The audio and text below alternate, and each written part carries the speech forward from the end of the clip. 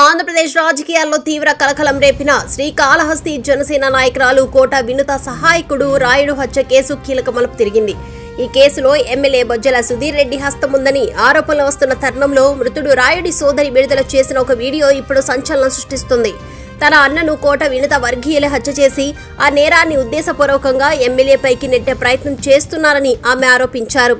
ఇక తాజాగా విడుదల చేసిన వీడియోలో రాయుడి సోదరి మాట్లాడుతూ మా అన్నతో అన్ని పనులు చేయించుకొని చివరికి కనికరం లేకుండా కడతీర్చారు.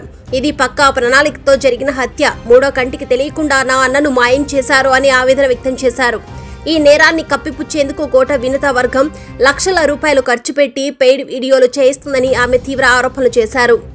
అంతేకాకుండా తన అన్న బతికి ఉన్నప్పుడు అతడిని బెదిరించి ఒక వీడియోను కూడా చిత్రీకరించారని ఆమె సంచలన వ్యాఖ్యలు చేశారు. ఈ నేపథ్యంలో రాయుడు ఉపయోగించిన మొబైల్ ఫోన్ను వెంటనే తమకు అప్పగించాలని ఆమె డిమాండ్ చేశారు.